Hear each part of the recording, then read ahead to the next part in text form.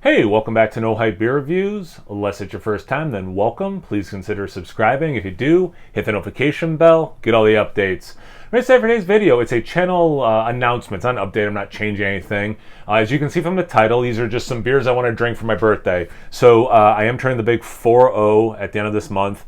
And I know some people think I look a lot older than that. But yes, just 40.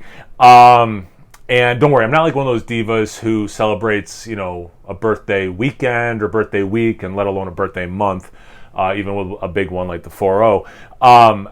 I just was thinking, I'm like, yeah, there's definitely some beers I want to make sure I drink this month, and try to I guess prolong the celebration, but not like, hey wife, you better spoil me for the whole month. That's what I'm not into. But I'm like, you know what? I got a lot of tasty beers behind me. I'm like, I'm going to pick some stuff up. These are not the only things. There's actually only 6 I grabbed. These are not the only things I'm going to drink and review this month, and I do plan on reviewing all these.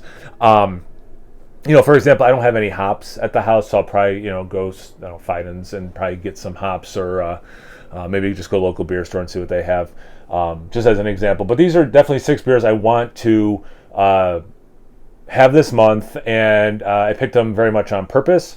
So I guess we'll start these. I'm wearing a Bourbon County shirt under my hoodie. So my favorite vintage when I went through the whole lineup was the 2015. So I'm definitely going to do one of those. I still have 6 left besides this one. And of course, 2015 is a goofy year because that was the infection year. But for me, the ones that weren't infected, best ones I've ever had. I mean, it just, and again, I went through and tasted them all in a row, and then obviously since then I've had the last maybe 2 years releases, so I haven't added those to a relatively quick back-to-back. But man, 2015 for me, the non-infected ones, forget about it. Speaking of favorites, this is my favorite Brooklyn beer, and maybe it's definitely one of my favorite barley wines I've ever had, and I wish they would brew this again, and if they do, I hope it's as good as this one. It's Hand and Seal, a barley wine style ale aged in bourbon barrels, coming in at 13.3%. I think it's from 2014. Yeah, 2014. So it's got almost 10 years on it. It's approaching 9 years because it was Q3 from that year. After I drink this one, I still do have one more, thankfully, because again, this beer is just phenomenal. I think Brooklyn makes good beers, a lot of good beer, but that one head and shoulders above anything else I've ever had from them, and again, it's a brewery I favor, or I look on favorably. So that's really saying something. So that'll be a big one, obviously. Actually, let's stick with the barley wines. So these two are courtesy of Ross, who I think is also having a birthday soon. Wink, wink. So this is Revolution Straight Jacket, barley wine aged in bourbon barrels. They're not all of this, don't worry. Well, I know the first one wasn't. 15% ABV. And you're like, well, what's in your other hand? And you probably already know. If you know, you know. It's VSOJ Double Barrel Barley Wine Ale aged in bourbon barrels. This one's 15%. This one's coming in at 16.3. Have not had either of these yet, but always a good contender for best barley wine of the year, bourbon barrel aged specifically, for sure. Let's switch gears. So again, trying to pick beers that are special to me, like my favorite Bourbon County, my favorite Brooklyn beer, beers I know I've liked past vintages of. But I bought a case of these to celebrate. I had some a few years before when I traveled to a different country. I don't want to give it away yet.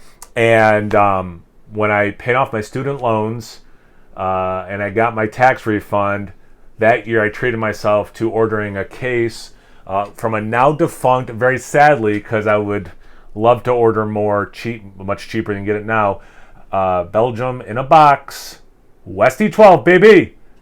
It's been a little bit since I've had one, and I'm really excited. I still have 5 more after this one, so it won't be too hard to part with it.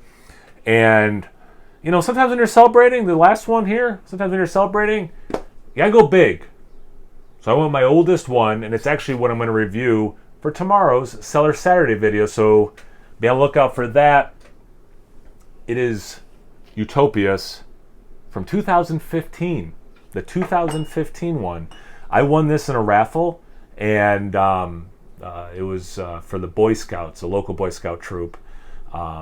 a guy whose son had gone through it and was very pro. The Boy Scouts owns a bar, or used to own a bar, and they got one in and they raffled it off to raise money for that troop.